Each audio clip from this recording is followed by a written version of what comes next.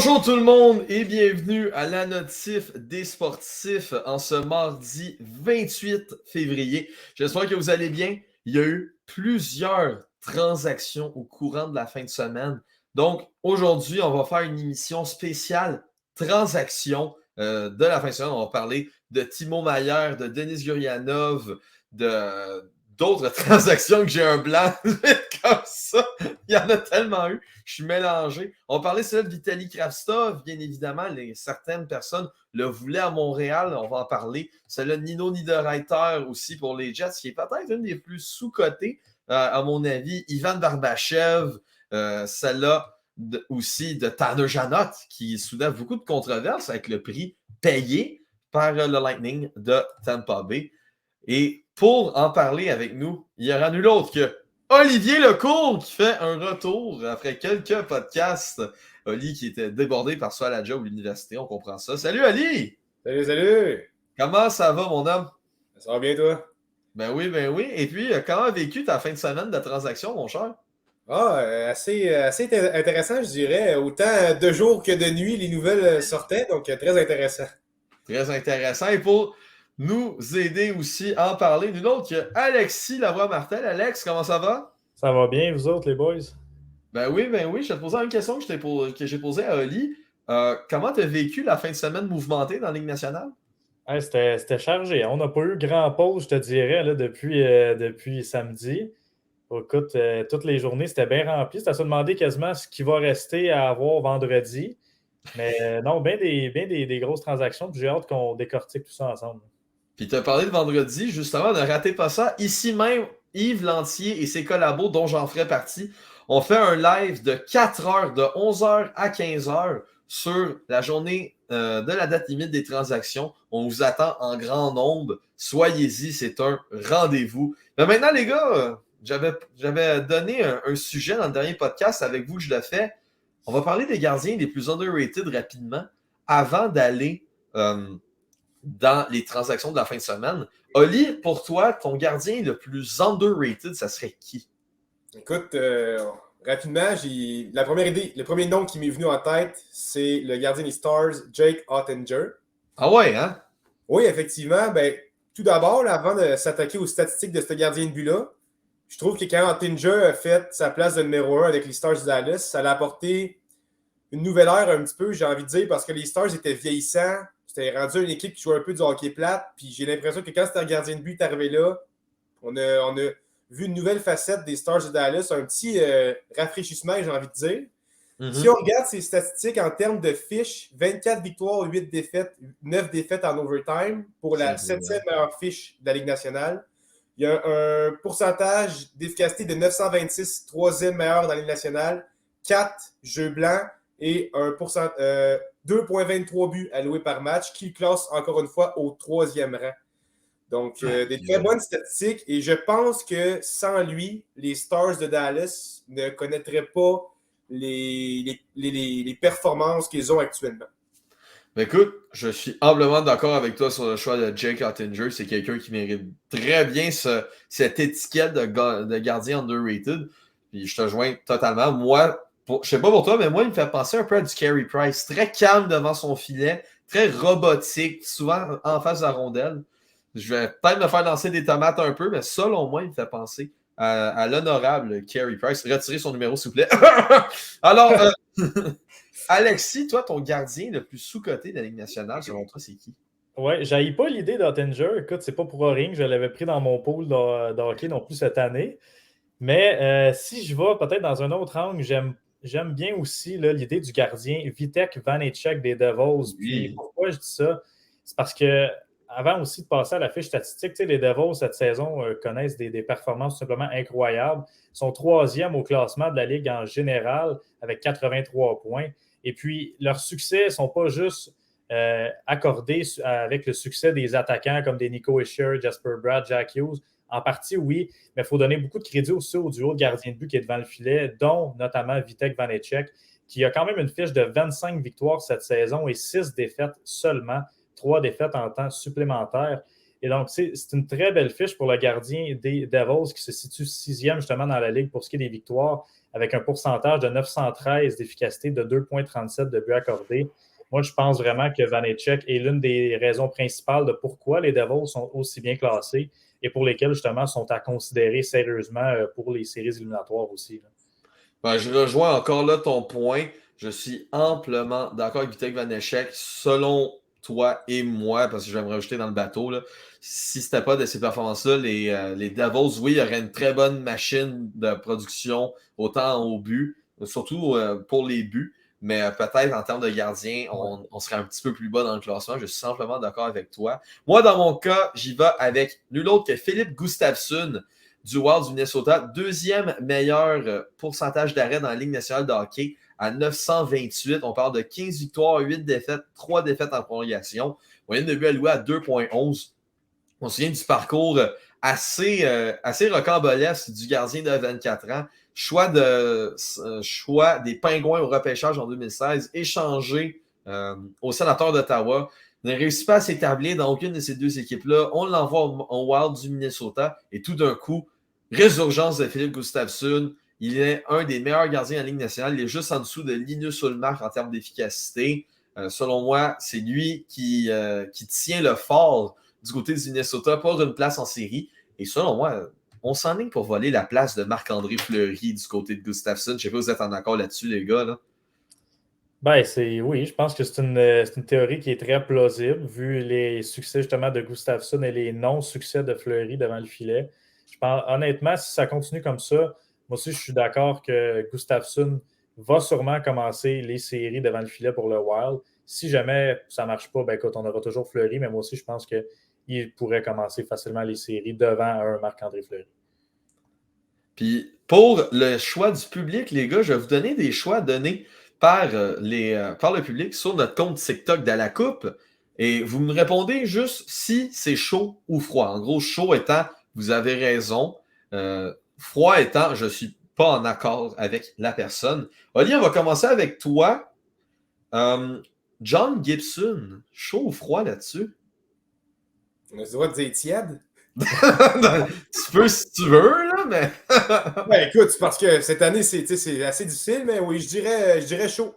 Chaud pour toi. Dans ton cas, Alexis, John Gibson. Ben, j'aurais le goût de dire chaud aussi parce que, même si ce n'est pas nécessairement des excellentes statistiques, je veux dire, il n'y a pas la meilleure équipe non plus devant lui pour performer depuis quelques années.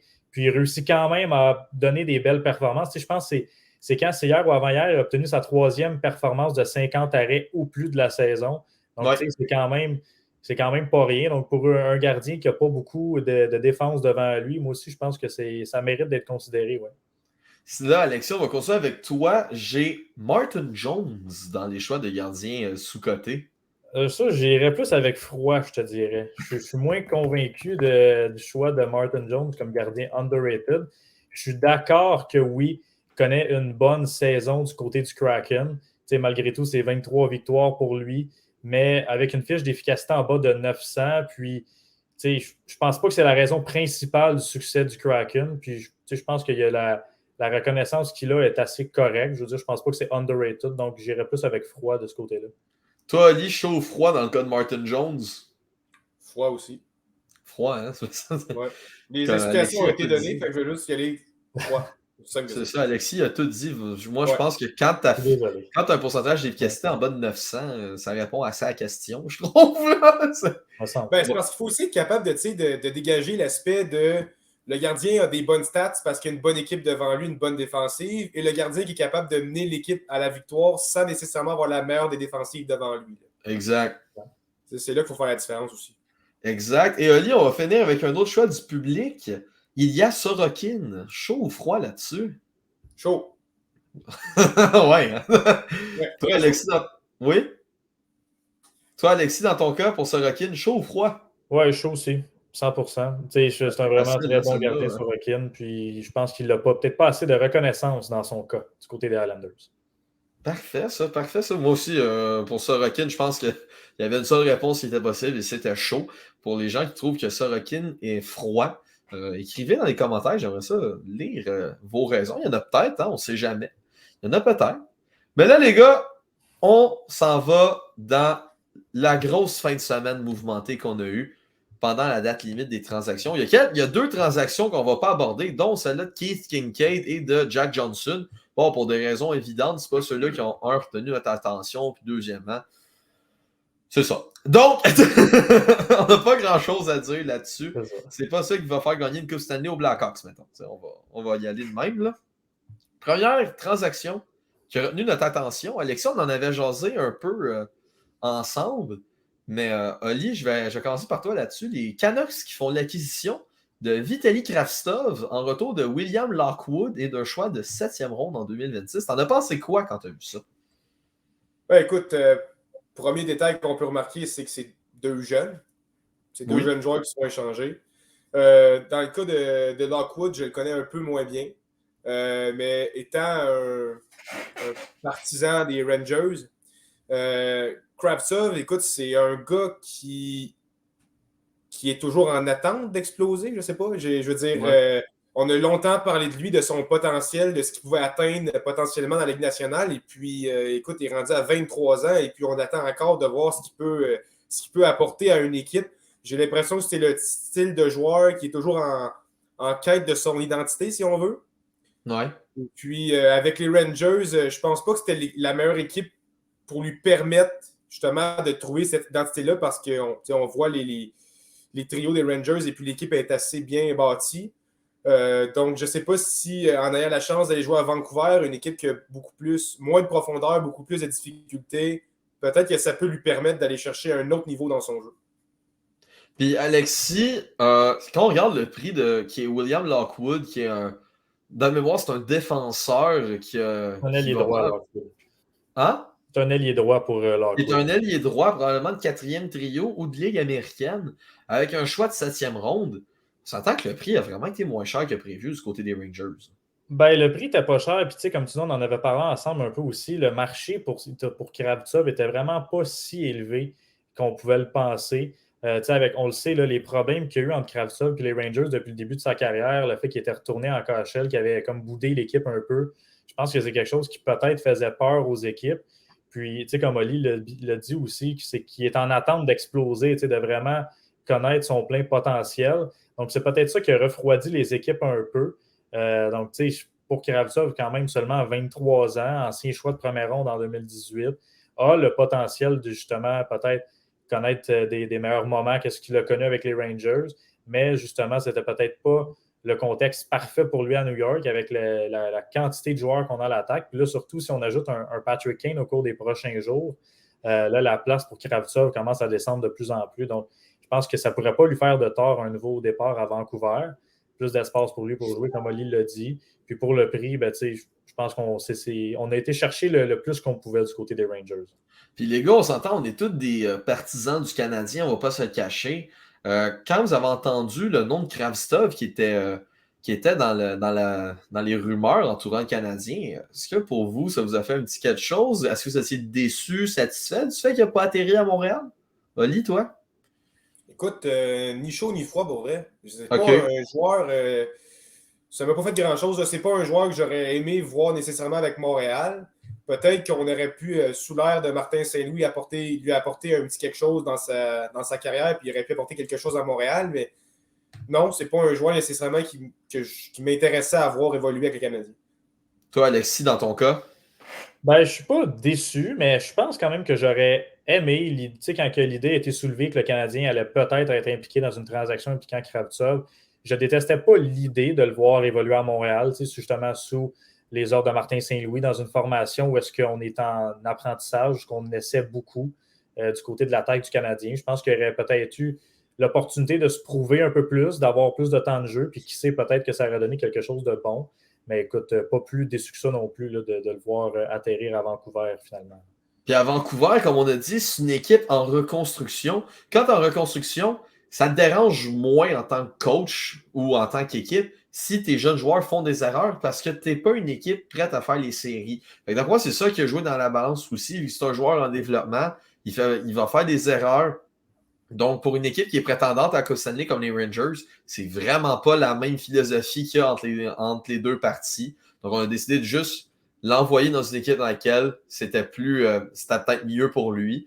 Bon, les retours en KHL, on ne sait jamais ce qui peut arriver. Selon moi, il va rester avec les Canucks, mais tout dépend de l'expérience Kravtsov. Et pour Montréal, dans mon cas, moi, autant que j'aurais aimé ça, mais ça ne me dérange pas plus que ça à cause des problèmes d'attitude qu'il a fait aux Rangers. Maintenant, Alexis, je vais te lancer avec une transaction que j'aime beaucoup durant la fin de semaine.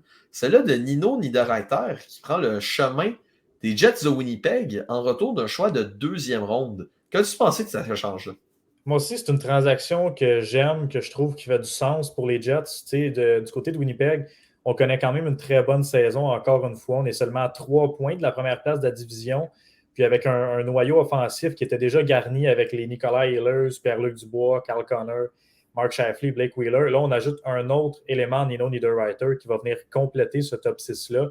Puis, pour le prix qu'on a payé non plus, étant un choix de 2e ronde en 2024, je trouve que c'est peu pour justement un gars qui peut quand même t'amener une très belle profondeur sur ton top 6 en attaque, puis qui a quand même du talent aussi, veut pas, à 2 buts seulement cette saison d'atteindre le plateau des 20.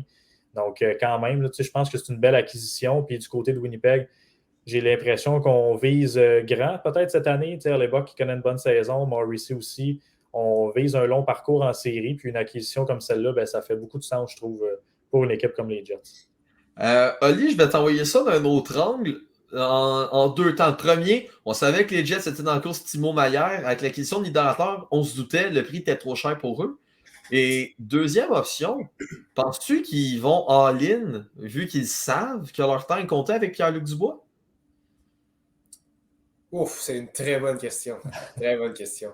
Honnêtement, le dossier Pierre-Luc Dubois, c'est un dossier qui a fait longuement parler. Puis honnêtement, encore aujourd'hui, on a de la misère à avoir des réponses. Oui. Écoute, si je me lance, je vais dire oui. Tu vas dire oui? Je pense que les jours de Pierre-Luc Dubois sont comptés avec les Jets. Donc, je pense qu'on essaie de peut-être combler certains trous. Mais comme le dit Alexis, moi, je pense que les Jets, cette année, on a une bonne position pour faire un bon bout de chemin en série. Et puis, je trouve que c'est une acquisition, comme il a dit, très intéressante. Un bon attaquant top 6 peut jouer de très bonnes minutes. Sur le powerplay aussi, il est très, très bon. J'ai été très surpris de cette transaction-là, de voir Nashville. Nashville est actuellement en train de se battre pour une place en série, puis on se débarrasse d'un joueur clé là, qui joue de très bonnes minutes puis qui est assez productif. On se débarrasse d'un joueur comme ça, puis avec toutes les transactions qu'il y a eu actuellement, si on fait un petit recap, de voir que ce joueur-là a été échangé pour un simple choix de 2e tour, puis on voit qu'il y a des joueurs de 3e, 4e trio qui seront échangés pour plein d'autres affaires. Écoute, je sais pas où est-ce qu'on se situe pour vrai. J'ai vraiment de la difficulté à cerner quel joueur vaut quoi, puis les choix de repêchage, ils valent quoi maintenant? Exact. Ouais. On se croit dans la NBA quasiment en termes de choix de repêchage, tellement que ça revole d'un bord puis de l'autre. Mais en termes de qualité-prix, selon moi, c'est peut-être l'échange qui fait le plus de sens. En termes de qualité-prix, un choix de 2e ronde pour Nino Niederreiter, un gars qui va t'amener de l'expérience, un marqueur de 20 buts et plus quasiment à chaque année. Si je regarde ses statistiques, beaucoup de fois, les 20 buts sont revenus dans le cas de Nino Niederreiter. Donc, selon moi, c'est fait pour aider les Jets. Je t'ai posé la question pour savoir si c'est pour profiter de la meilleure année de Dubois. Sur moi, oui. On sait que le temps de Dubois est compté depuis probablement l'année passée et qu'il veut seulement aller jouer pour le Canadien. Et c'est sa dernière année de contrat avec restriction. Fait que selon moi, les Jets en profitent du mieux qu'ils peuvent et ils vont compiler le plus d'effectifs de qualité qu'ils peuvent pour aller loin en série. Toi, Alexis, dernier mot là-dessus, penses-tu que les Jets, c'est pour en profiter de Pierre-Luc Dubois? Profiter en guillemets, c'est pour profiter de la bonne année de Pierre-Luc Dubois qui font ça? Ouais, écoute, je pense que ça fait quand même du sens comme théorie aussi. On le sait, on l'a mentionné, là, on le sait que Pierre-Luc Dubois, c'est une histoire qui achève à Winnipeg. Donc, tandis qu'on a une belle fenêtre d'opportunité cette année avec la qualité qu'on a du côté de nos attaquants, nos défenseurs, notre gardien, pourquoi pas aussi essayer d'y aller all-in. Donc, je ne sais pas si on va faire autre transaction que celle-là, mais comme on l'a déjà dit, pour le prix payé, là, ça valait la peine. Puis je pense que c'est une belle manière de tout donner pour essayer de faire un bon bout de chemin. Bon, parfait ça. Donc, pour vous, le gagnant dans cette transaction-là, ça serait les Jets?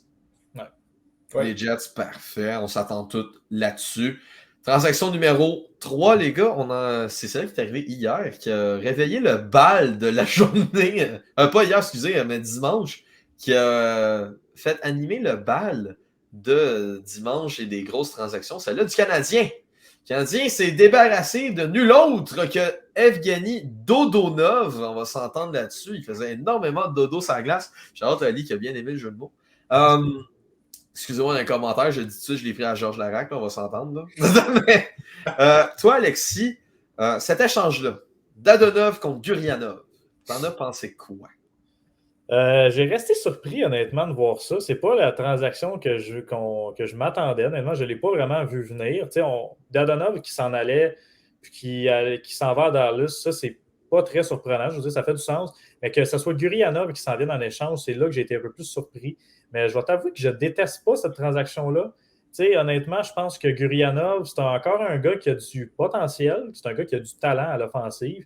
Il me fait penser un peu, je le comparerais pas à Mike Hoffman parce que je trouve ça chien pour Gurianov, mais en termes de sniper, c'est un gars qui n'est pas reconnu pour son jeu défensif. C'est un gars qui est reconnu pour être capable de la mettre dedans, puis qui a un bon shot, puis en power play aussi. Mais c'est ça, je pense que il ne connaît pas ses meilleurs moments. C'est ça, c'est pas un secret pour personne cette année, mais a quand même connu des bonnes saisons à Dallas, dont lors des séries en 2020 dans la bulle là, pour la COVID. Il avait eu quand même amassé 9 buts, 8 passes, dont le but qui avait propulsé les Stars en finale de la Coupe.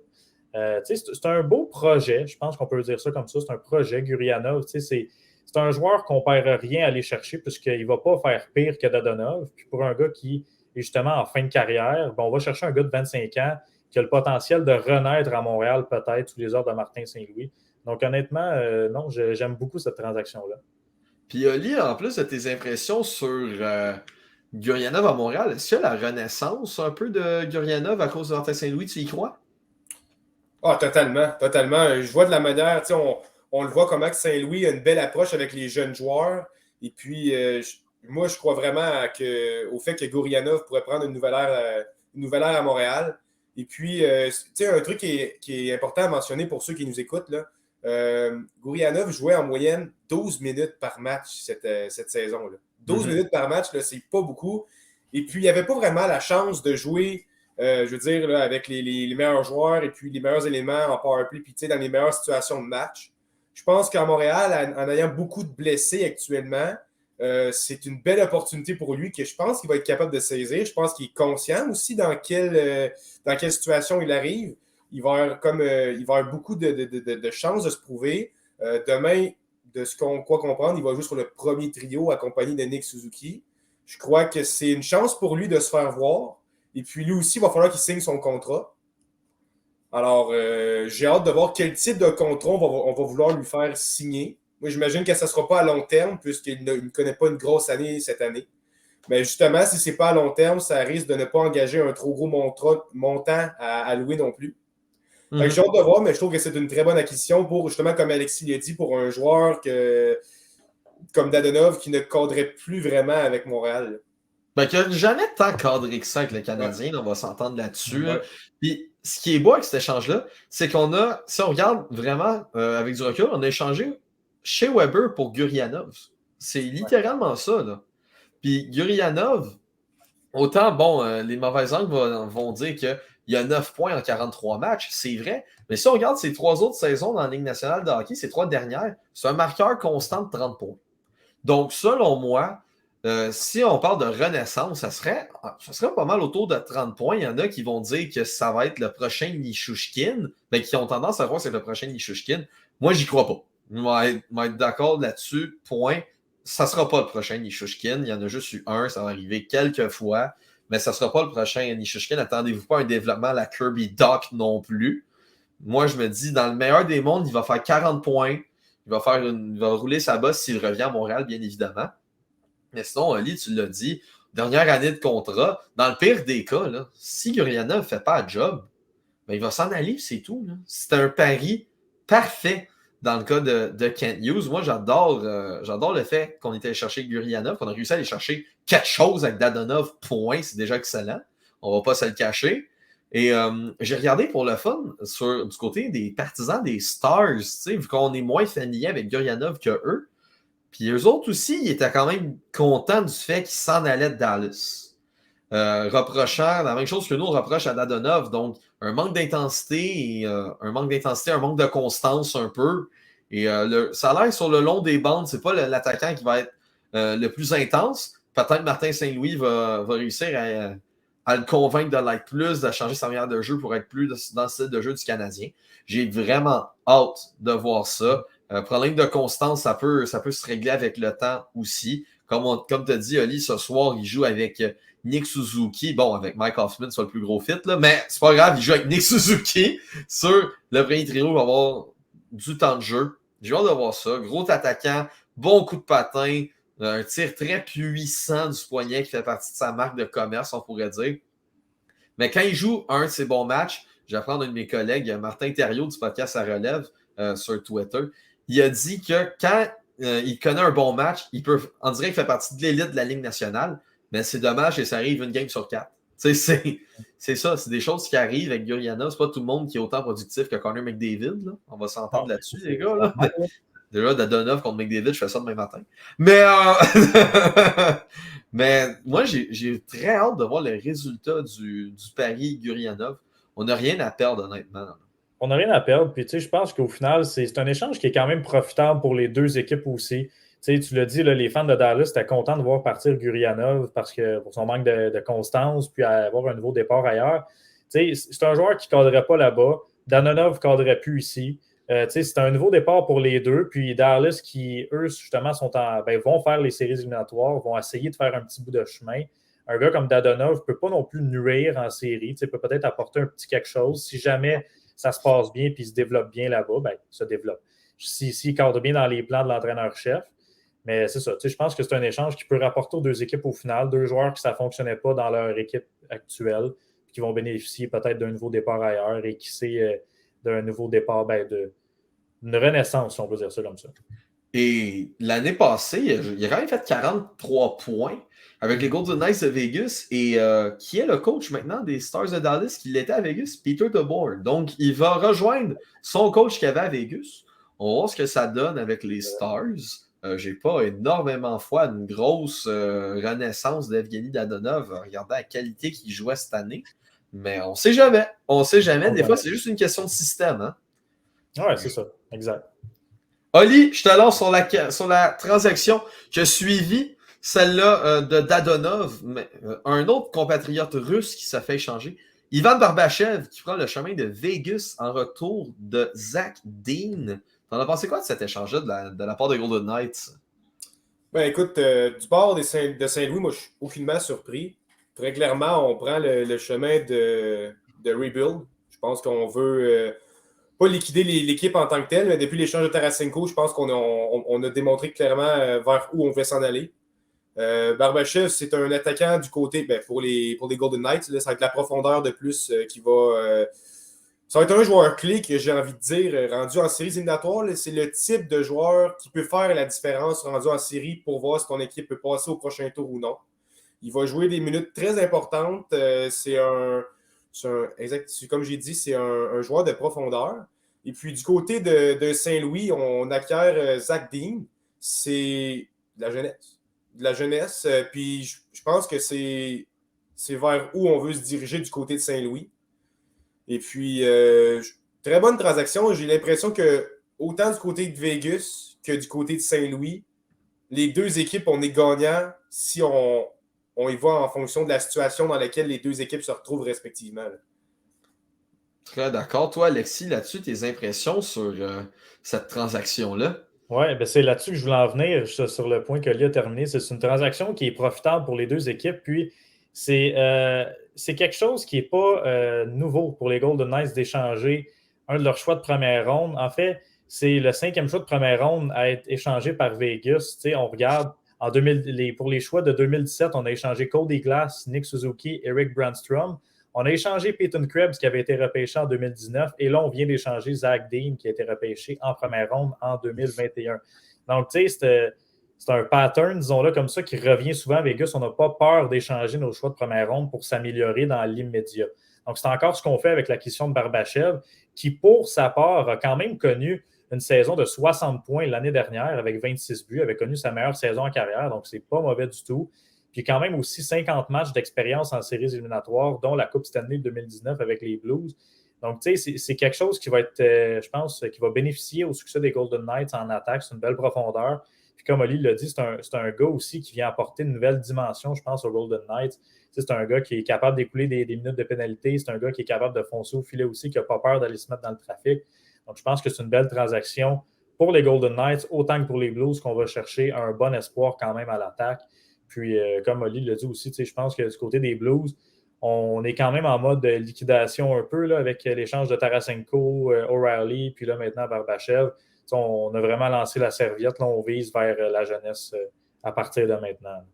Genre, je vous rejoins sur les 2 points que vous avez dit. Puis, mais du côté de Zach Dean, j'ai l'impression que les Blues vont mettre beaucoup de pression sur ce jeune-là parce qu'au départ, avec Ivan Barbashev, on va mettre la main sur un choix de premier et voire même un choix de 3e tour dans les offres pour Barbashev. Et finalement, on ne prend que Zach Dean. Oui, Zach Dean, c'est une bonne recrue. A gagné l'or au championnat mondial junior cette année. C'est un choix quand même 30e au total. Si on se fie à la science du repêchage, c'est rare que des choix numéro 30 réussissent en Ligue nationale de hockey. On espère que Zach Dean sera l'exception à la règle, bien sûr. Mais j'ai l'impression qu'il manquait un petit quelque chose dans l'offre des Golden Knights pour Barbashev. D'un autre côté, si les Blues, pour eux, Zach Dean croient que c'est une des pièces manquantes pour leur reconstruction, j'adore ça, mais j'ai l'impression que ça peut rajouter une petite pression sur Zach Dean. On n'espère pas, mais c'est mon seul petit côté, pas déçu, mais un petit peu inquiet dans le cas de Zach Dean. Mais j'ai bien hâte de voir où est-ce que ça va s'en aller. On n'a pas encore dit nos gagnants dans la journée de dimanche. Pour l'instant, les gars, si on remonte un peu, Canadiens, Stars, le gagnant, ce serait qui? Ben, moi, j'ai envie d'y aller avec le Canadien. Je pense que c'est plus de la jeunesse qu'on va chercher. Dadonov, c'est un projet pour là. Gurianov, on ne sait pas, ça peut être quelque chose qui va s'étalonner sur une couple d'années si ça fonctionne. Donc, j'irai avec le Canadien. Toi, Ali, juste pour remonter, Canadien gagnant ou perdant de l'échange? Gagnant. Gagnant. Et pour maintenant, Golden Knights Blues, qui est le gagnant de l'échange selon vous? Je sais que c'est tôt là, pour Zach Dean. C'est tôt. Ouais. Là.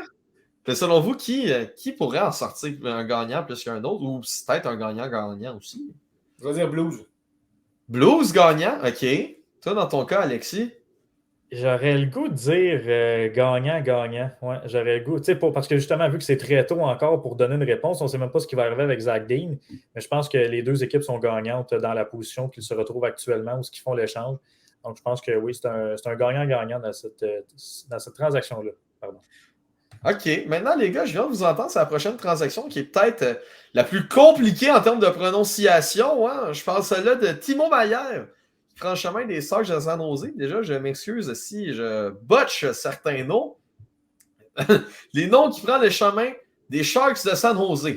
Bon, on a Andreas Jonsson, Fabian Zetterlund et Nikita Okotiuk et Shakir Mukhamadoulin. Wow! Yes! Wow.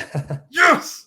Avec un choix de premier tour en 2023 conditionnel, un choix de deuxième ronde en 2024 conditionnel et un choix de 7e ronde en 2024 conditionnel. Les conditions, le choix de premier tour, c'est le choix est protégé top 2. Dans des Davos, je n'avais pas l'utilité de protéger top 2 cette année. Et pour le choix de deuxième ronde, ben, c'est si New Jersey atteint la finale de l'Est cette année et que Meier prend part à au moins 50% des matchs ou que New Jersey atteint la finale de l'Est en 2024, le choix de deuxième ronde deviendra celui de première ronde en 2024. Si ce premier choix en 2024 fait partie du top 10, New Jersey pourra transférer son choix de première ronde en 2025 à place. Puis, si jamais New Jersey transfère son choix de première ronde en 2023 pour 2024 et qu'il atteigne la finale de l'Est en 2024, San Jose recevra le choix de première ronde des Devils en 2025. Ah, il y en a des conditions. C'est complexe. Ah! C'est complexe. Ah, j'ai l'impression de lire les conditions du choix des Flames que le Canadien a pogné. Ah, c'était rough celle-là. Wow, j'avais pas lu toutes les conditions au temps de la transaction. Il n'y avait pas toutes sorties. J'avoue qu'il y en a. Il y en a. Et ce qui prend le chemin des Devils, Timo Meier à rabais avec 50% de salaire car San Jose garde l'autre 50%. Scott Harrington, le gardien Zachary Aymon, les joueurs Santeri Akataka et Timur Ibrahimov, ainsi qu'un choix de 5e ronde en 2024 qui est un choix appartenant au Colorado. Les gars, moi je vous lance. Alexis, c'est à ton tour. Qu'as-tu pensé de cette transaction-là? Méga transaction, honnêtement. Oui. Mais tu sais, c'est pas non plus une surprise du fait que Meier était lié aux Hurricanes et aux Devils beaucoup depuis les derniers jours. Donc, une transaction qui fait du sens. Je crois que le prix à payer fait quand même du sens aussi. Tu sais, du côté des Devils, en fait, ce qu'on a dû donner pour aller chercher un gars comme Timo Meier, qui, on va se le dire, lui, de plus en plus s'établit comme un joueur de premier trio facilement. Encore cette année, c'est presque un point par match pour Timo Meier, qui va s'ajouter déjà à une attaque assez puissante du côté des Devils avec les, comme je le disais tantôt, Nico Hischier, Jack Hughes, Jesper Bratt. Donc, tu sais, vraiment, on s'en vient avec une puissance à l'offensive. Puis, ça va être très intéressant à voir en séries éliminatoires parce que Meier, lui aussi, qui a déjà un petit peu d'expérience quand même en série avec 35 matchs en carrière. Pour lui, c'est 20 points aussi dans ces 35 matchs-là. Puis avait aidé les Sharks à passer en finale de l'Ouest lors de leur parcours en série en 2018 et 2019. Donc, tu sais, je pense que c'est une transaction qui fait du sens. Meier faisait un certain temps qu'il était impliqué. Puis du côté des Devils, on vient vraiment s'améliorer en attaque. Donc, oui, je trouve que les Devils sont gagnants dans cette transaction-là, j'ai le goût de dire. Ouais. Puis, Oli, tu penses-tu que du côté des Sharks, c'est un échec qu'on n'ait pas réussi à mettre la main sur Alexander Holtz, Luke Hughes, Dawson Mercer, Simon Nemec, voir le gardien Nico Daz? Est-ce que pour toi, du côté des Sharks, c'est un échec de ne pas avoir réussi à mettre la main là-dessus? Ben, pour être honnête, j'ai été un peu déçu du retour sur quoi les Sharks ont réussi à mettre la main. Justement, là, ça a pris du temps avant que le trade soit approuvé, qu'on ait les détails. Là. Beaucoup de temps. J'ai déjà juste écrit le nom des joueurs, je les comprends.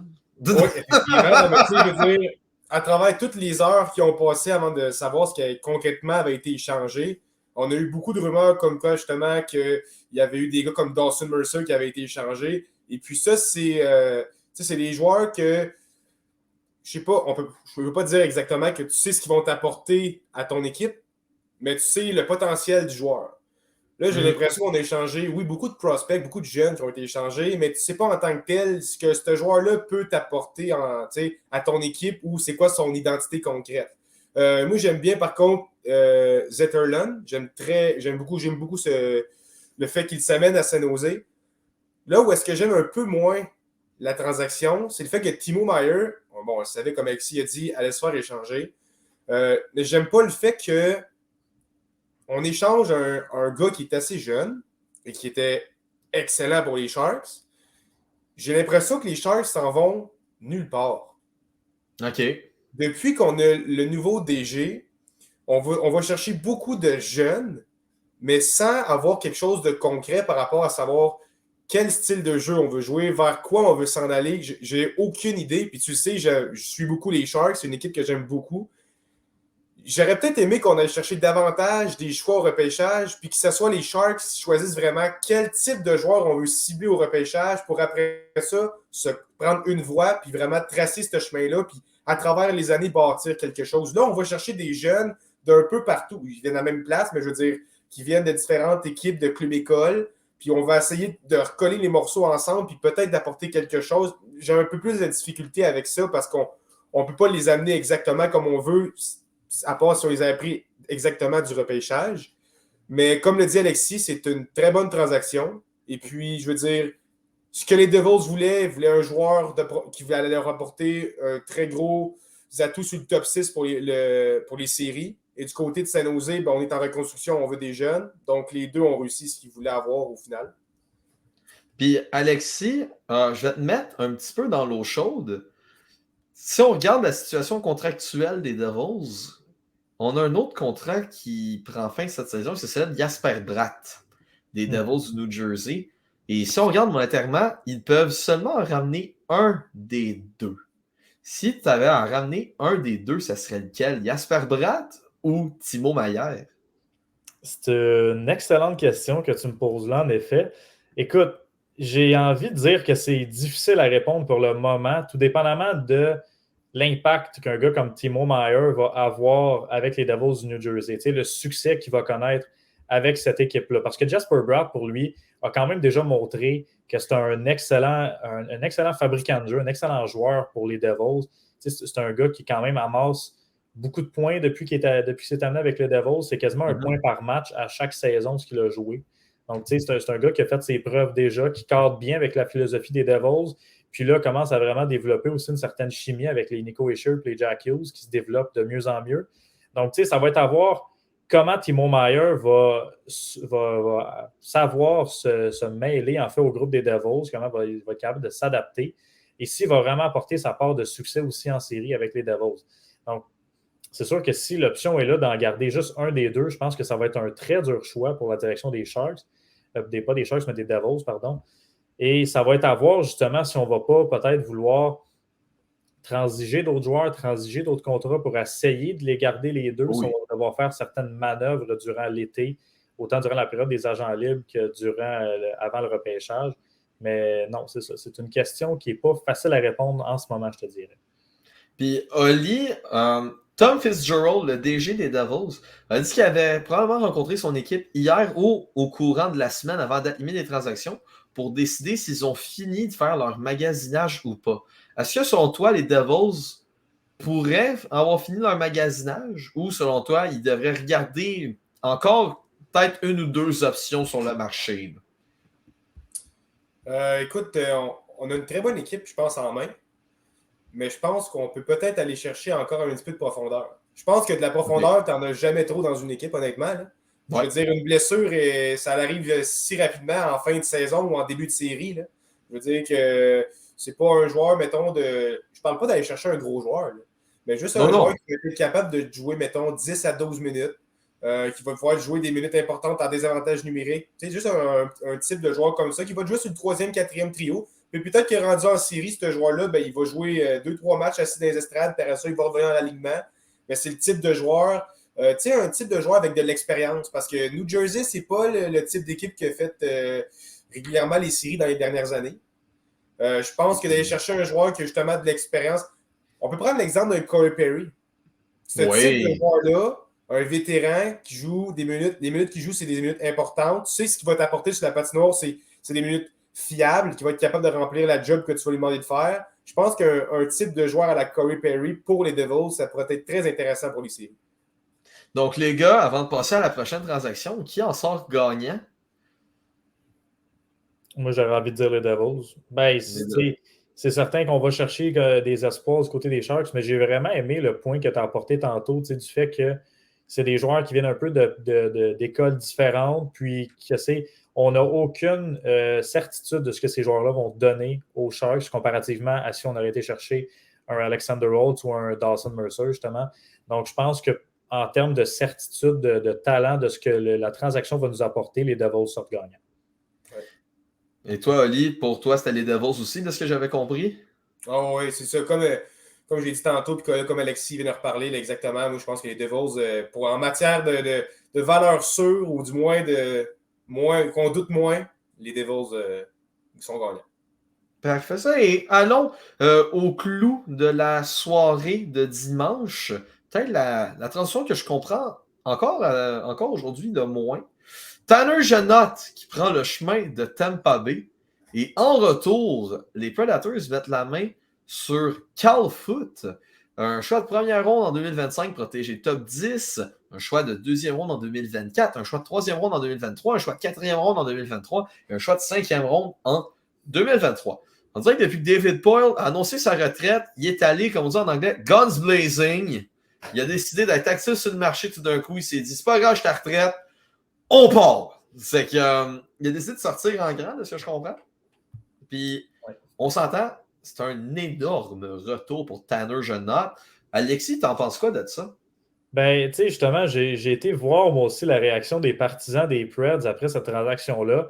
La majorité était déçue de voir un gars comme Tanner Jeannot partir parce que c'est un gars qui a beaucoup de caractère, qui t'amène beaucoup quand même, tu sais, qui est capable de jouer un hockey offensif, mais aussi qui est très solide et qui joue physique. Tu sais, c'est pas pour rien non plus, qui est 5e dans la ligue pour les minutes de pénalité, puis qui est le leader de Nashville pour les mises en échec avec 213.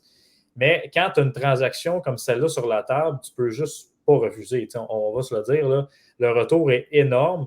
Puis, tantôt, on parlait justement des Golden Knights qui n'avaient pas peur de transiger leurs joueurs de première ronde. Ben là, c'est la même chose du côté de Tampa qu'on voit depuis quelques saisons. On n'a pas peur de payer le gros prix pour aller chercher des joueurs de troisième trio, des joueurs qui ont un peu le rôle de papier sablé dans une équipe. On avait vu ça avec l'acquisition de Barclay Goodrow il y a 2 ans. L'année passée, on a fait la même chose avec Brandon Hagel du côté des Blackhawks. Et là, on s'en va chercher Tanner Jeannot. Puis quand on regarde les choix qui nous restent au repêchage du côté de Tampa, pour le repêchage de cette année en 2023, on ne repêche pas avant la 6e ronde. Donc, c'est presque rien. On a 3 choix. On en a un en 6e, 2 en 7e ronde. Ensuite, pour le repêchage de 2024, on n'a pas notre choix de première ronde ni de deuxième. Et 2025, on n'a pas notre choix de première ronde non plus.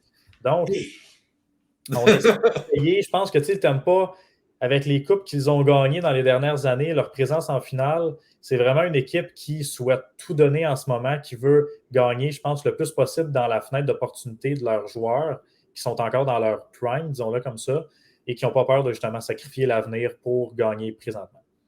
Oli, je vais te donner ça sous un autre angle. Mettons que tu es Kent Hughes, puis tu vois le prix payé pour Tanner Jeannot. Est-ce que pour toi, ça augmente le prix pour Josh Anderson? Ben écoute, comme on parlait avant d'être en onde, ce trade-là m'a laissé littéralement sur le cul, littéralement. C'est très, très cher payé. Et puis, si t'es Ken Hughes, oui. Littéralement, le prix. On sait déjà. On sait. C'est des rumeurs, là. Mais on a comme quoi qu'il y avait des équipes qui avaient appelé pour prendre des informations concernant Josh Anderson, puis le prix, puis on voulait offrir quelque chose. Et puis, Ken Hughes semblait vouloir quelque chose d'assez élevé pour Josh Anderson. Lui là, qui avec aurait cette refusé un choix de premier tour, d'ailleurs. Oui. Là, avec cette transaction-là, on est ailleurs. Là. Parce que Josh Anderson, c'est un attaquant top 6, peut-être top 9 si tu es une équipe vraiment complète. Mais il peut te jouer de grosses minutes. Là, on le voit actuellement, cette saison, il est capable même de jouer en désavantage numérique, quelque chose qui n'était pas exploité avec ce joueur-là. Et puis, on voit qu'il est capable de faire le travail. Puis c'est un joueur, Josh Anderson, c'est le type de joueur que tu veux en séries éliminatoires. Le gars, il mange les bandes, il est capable de t'apporter une production offensive, et là, on voit qu'il est capable d'apporter quelque chose défensivement aussi. C'est le type de joueur qu'une équipe veut dans son équipe pour les séries éliminatoires. C'est un type de joueur qui peut être qui peut être le joueur clutch, si tu veux. Mm-hmm. Donc, honnêtement, le prix de Josh Anderson avec ce trade-là est clairement ailleurs. Là. OK. Parfait. Puis, admettons que Tampa Bay réussit à re-signer Tanner Jeannot. On parlerait d'une prolongation de contrat. Déjà là, on parle de négociation de contrat concernant Tanner Jeannot, qui serait une prolongation de contrat de 6 ans, 2 millions par année. Admettons, on met ça dans le compte. Qui gagne l'échange? Tampa Bay ou Nashville? Écoute, c'est encore là, c'est tôt à dire parce qu'il y a plusieurs choix de repêchage. C'est ça. Fait que ça va dépendre des choix qu'on va faire du côté de Nashville, j'ai envie de dire. Puis, parce que honnêtement, tu sais, Tanner Jeannot, oui, c'est un gars que j'aime. C'est un gars, je pense, qui peut apporter beaucoup en profondeur, puis en termes, comme je l'ai dit, de papier sablé dans une équipe. Mais de là à le prolonger sur une période de 6 ans, je trouve ça peut-être un peu beaucoup. Le salaire fait du sens si on réussit à le signer à ce montant-là. Mais je trouve que c'est une période qui est très longue pour un joueur qui est quand même un peu d'incertitude aussi quand même. On ne sait pas trop. Donc, c'est tôt, je pense, pour nommer un gagnant dans cette transaction-là. Mais pour le moment, je pense que dans les séries, c'est un joueur qui va être très utile au Lightning. Ça, c'est sûr et certain. Toi, Ali, dans ton cas? Écoute, je vais me lancer. Je suis d'accord pour dire qu'il est trop tôt, mais je veux dire que Nashville est gagnant. Par le simple fait que, bon, là, comme Alexis a dit, c'est les prospects qu'on va chercher, là, c'est des choix de repêchage, fait qu'on ne peut pas vraiment dire sur quoi qu'on met la main dessus. Mais le fait que le type de joueur comme Tanner, je veux dire, des gars de même dans la Ligue américaine, tu peux en trouver. Là. Est-ce que tu peux trouver des gars qui font 40 points de même aussi? Ben non, mais je veux dire, Tanner Jeannot, la position qu'il va occuper là, de troisième, quatrième trio qui gruge les bandes, puis qui, tu sais, je veux dire, des gars de même dans la Ligue américaine, tu peux en trouver. OK. Je veux dire, si c'est pour compenser poste par poste, là, ben, je pense que Nashville a un meilleur gain, un meilleur potentiel que ce que tu n'aimes pas. Mais comme Alexis a dit, les deux équipes sont gagnantes parce qu'à quelque part, Tampa Bay sont là pour ajouter des éléments de profondeur, des éléments clés qui vont leur permettre, dans la fenêtre d'opportunité, de continuer de performer en série. Fait que la transaction fait du sens pour les deux équipes, encore une fois, un peu comme la transaction tantôt qu'on parlait avec les Blues de Saint-Louis et les Golden Knights. Exact. Puis les gars, il y en a eu une dernière hier, celle-là de Jake McCabe et de Sam Lafferty, qui prend le chemin des Maple Leafs de Toronto. En retour, les Hawks mettent la main sur Joey Anderson, Pavel Gogolev, un choix de premier tour conditionné en 2025, un choix de deuxième tour en 2026. Et les Blackhawks retiennent 50% du salaire de Jake McCabe. Oli, t'en as pensé quoi de cet échange-là du côté des Leafs? Ce que j'en ai pensé, est-ce que ça vaut vraiment de la peine que je le dise? Vas-y. Est-ce que tu penses que c'est en riposte au Lightning? Ben, regarde, peu importe, parce que je disais ça en joke, là, mais c'est parce que peu importe ce qu'ils vont ajouter, ça passera pas le premier tour. Oh! Oh! Non, mais honnêtement, la transaction, je veux dire, du côté de Chicago, ben, on fait juste liquider tout ce qu'il y a dans l'équipe. C'est simple de même. Mm-hmm. Puis du côté de Toronto, écoute, oui, si on va analyser ça pour vrai, là, sans dire qu'ils vont perdre au premier tour. Ben écoute, on ajoute des éléments clés, on ajoute de la profondeur encore une fois. Est-ce que c'est les éléments qu'il nous faut réellement? Là, la question. J'aimerais te dire que oui, mais je pense que non. J'ai encore. Il y a quelque chose en dedans de moi qui refuse de. Puis c'est pas parce que je déteste Toronto, là, mais en termes de juste. Mettons, on analyse de l'équipe, là, je trouve que cette équipe-là, il manque quelque chose. Il y a un déséquilibre. Je veux dire, offensivement, on a une très grosse équipe. On le sait, là, depuis des années, on a une puissance offensivement. Défensivement, je veux dire, je sais pas, j'ai de la difficulté. Puis on le sait, dans les gardiens de but, rendus en série, c'est souvent là qu'on a des difficultés. Puis, encore une fois, cette année, ça va être encore des points d'interrogation, puis défensivement aussi. Donc, j'ai l'impression que le problème, tu sais, à chaque saison, j'ai l'impression que Toronto fait juste mettre un plaster dessus, puis rendu en série éliminatoire, ben, le plaster, ben, hop, il colle plus, il s'enlève, puis on se fait éliminer. Ben, j'ai l'impression que cette année, on y va encore de la même manière, sauf qu'à la place d'avoir mis un plaster, puis en fait juste une ou deux transactions, ben là, on a mis deux plasters parce qu'on pense que ça va tenir, mais je veux dire, le plaster, là, il va finir par décoller quand même. OK. Puis toi, Alexis, dans ce concours de voisins gonflables, on peut littéralement dire ça, après la date limite des transactions, si Toronto affronte Tampa Bay avec ces acquisitions-là, penses-tu que Toronto peuvent passer? Écoute, tu sais, j'ai de la misère, moi aussi, avec Toronto. Tu sais, je pense qu'on a peut-être un peu mieux géré la situation cette année. Tu sais, je sais qu'Oli, tu parles de plaster. C'est pas faux. Mais je pense quand même que cette année, on a été chercher des joueurs qui peuvent apporter quelque chose de plus en série. Tu sais, comme Ryan O'Reilly, lui, quand même, ça t'apporte beaucoup d'expérience, de leadership aussi. Mm-hmm. C'est un gars qu'on l'a vu déjà avec ses nouveaux coéquipiers et qui n'a pas tardé vraiment à se mettre en évidence. Tu sais, il a connu quand même déjà une bonne chimie avec John Tavares et Mitch Marner. Puis du côté de McCabe, on ajoute de la profondeur en défense. Sam Lafferty, c'est un gars quand même qui peut t'apporter un petit quelque chose aussi sur un quatrième trio. Qui est quand même capable d'apporter un petit peu de points puis qui est capable de jouer dans les coins aussi un peu. Mais c'est ça que je parlais avec un de mes amis aussi dans la journée plus tôt aujourd'hui. Puis malgré les acquisitions des livres, je pense qu'on essaye justement d'aller chercher des gars qui ont un peu plus de caractère, qui ont peut-être un peu plus de cœur. Mais ça reste que c'est une équipe qui en a manqué beaucoup dans les dernières années en série. Des gars comme Austin Matthews, John Tavares, Mitch Marner, William Nylander. OK, c'est des gros joueurs avec beaucoup de talent, mais c'est pas un format d'équipe qui joue ensemble. Justement, on dirait que tout le monde joue un peu plus individuellement. Puis c'est une des raisons pour lesquelles on a eu de la difficulté à réussir en série parce qu'il manquait de cœur. Il manquait de caractère dans cette équipe-là. Fait que là, même si on en ajoute un peu, j'ai l'impression que c'est quand même peut-être pas suffisant pour réussir à passer cette première ronde-là quand le même noyau, le noyau est le même encore cette année du côté des Maple Leafs. Puis qu'encore une fois, devant les buts, c'est une situation qui est un peu incertaine avec un Ilya Samsonov. Puis le deuxième gardien m'échappe, si vous l'avez en... C'est Matt Murray. Matt Murray, c'est ça, exact. Bon, ben tu sais, c'est ça. C'est un duo qui est très incertain devant le filet encore. Donc, j'ai pas l'impression qu'on va être capable de passer la première ronde. On se donne des chances de plus, mais tu sais, il y a beaucoup d'équipes qui se sont améliorées dans l'Est cette année. Donc, ça ne sera pas évident, même si on passe la première ronde, je ne pense pas qu'on va se rendre beaucoup plus loin. Parce que tu as les Bruins de Boston qui sont prêts, les Devils qui viennent d'aller chercher Timo Meier, les Hurricanes qui sont encore une puissance cette année, puis le Lightning veut pas, qui encore une fois se solidifie puis prouve à chaque année qu'il est une puissance en série.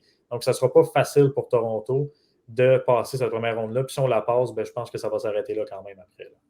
Oui, parce que si on la passe, on affronte théoriquement les Bruins de Boston. C'est ça. Du côté de Toronto. Donc, les gars, je pense que ça serait unanime de dire que c'est Toronto qui a gagné l'échange, à moins qu'il y en ait un qui est contre.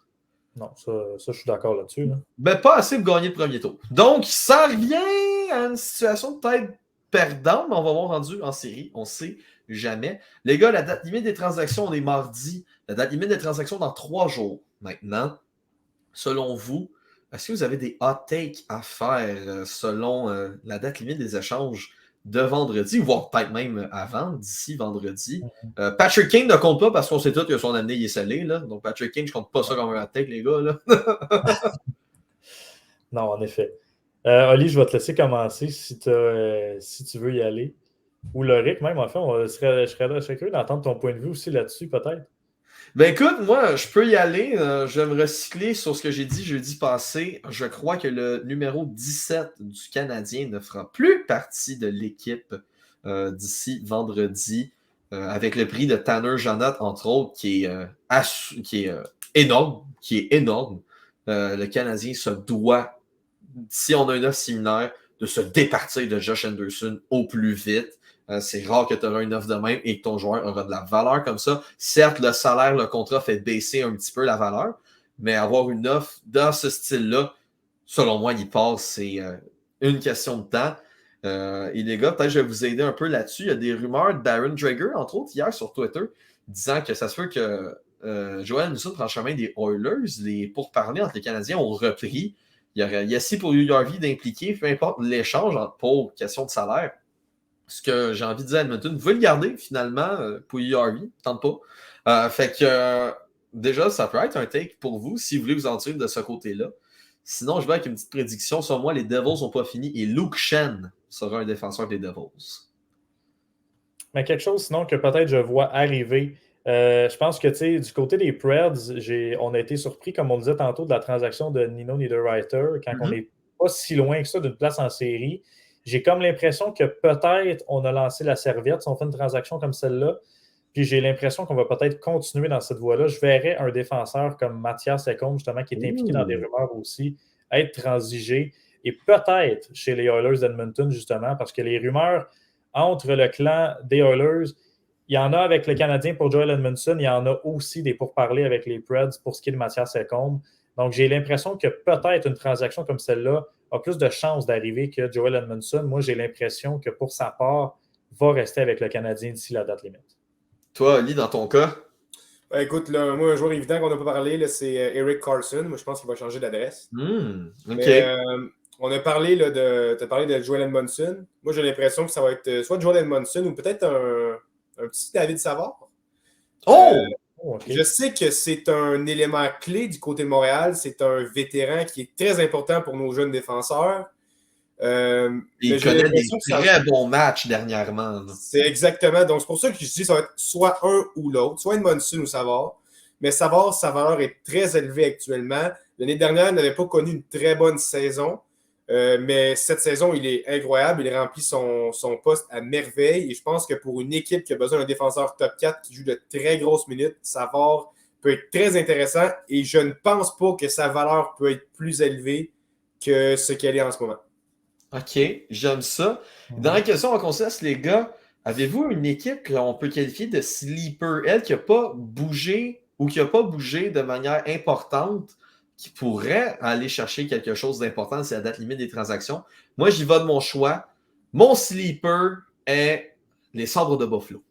Moi, je pense que les Sabres de Buffalo est un excellent sleeper. On se bat pour une place en série. On a une très bonne équipe en plus pour le faire. Selon moi, les Sabres de Buffalo est une équipe à surveiller énormément d'ici la date limite des transactions. Malgré l'arrivée de Riley Stillman, on s'entend que ça, c'est de la profondeur, c'est pas un gros move. Là. Fait que j'ai bien hâte de voir ce qui va se passer du côté des Sabres de Buffalo, d'ailleurs. Peut-être. Moi, je ne serais pas surpris non plus également de peut-être voir les Flames aller chercher du renfort. Qui ne sont pas dans une place en série actuellement, mais qui sont quand même seulement 4 points. Puis je pense que avec la transaction qu'on a eue cet été de Jonathan Huberdeau, on a été signé Nazem Kadri. On n'est pas, je pense, en mesure de rater les séries, ou en tout cas, du moins, c'est vraiment pas ce qu'on souhaite. Donc, je pense on va aller chercher du renfort justement pour nous aider à avoir un petit push dans cette fin de saison-là, puis justement pour avoir un peu plus de chances de succès en série. Je ne serais pas surpris de voir ça arriver. Toi, Ali, dans ton cas, quelle équipe est la sleeper à surveiller? Moi, je vais aller avec les Penguins de Pittsburgh. Oh, OK. J'ai l'impression qu'actuellement, on se bat pour une place en série. Là, c'est très serré avec les équipes repêchées. Mm-hmm. Mais écoute, on le voit, là, c'est une équipe, premièrement, le marché à Pittsburgh, là, on s'attend à voir l'équipe performer et aller en séries éliminatoires. Et actuellement, on a de la misère à se tailler une place en série. On a des gars comme Jeff Ritchie qui ne font pas la job. Il y a eu des rumeurs comme quoi qu'ils pourraient changer d'adresse. Peu importe, moi, je m'attends à voir les Pingouins bouger pour essayer d'améliorer l'équipe et essayer de ramener un peu un rafraîchissement au sein de l'équipe, un nouveau type d'énergie pour les aider à toffer jusqu'à la fin de la saison et réussir à se tailler une place en série. Bon, c'est excellent. Pour vrai, j'ai vraiment hâte à date limite des transactions. C'est comme un petit Noël pour les partisans de hockey qu'on est. Si vous avez d'autres équipes sleeper en commentaire, que ça soit, je vais en nommer au hasard, les Sénateurs d'Ottawa, les Hurricanes de Caroline, le Wild du Minnesota, écrivez-nous en commentaire. Ça va nous faire un plaisir de lire, peut-être avec des petites prédictions. Quoi, ça serait vraiment le fun. Et on pourrait les lire vendredi en direct avec Yves. N'oubliez pas le podcast de jeudi aussi de Yves Lantier. C'était Oli Lecourt, Alexis Lavoie-Martel et moi-même, Loric Salvaille. J'espère que vous avez aimé ce spécial transaction et on se reparle mardi prochain. Salut tout le monde.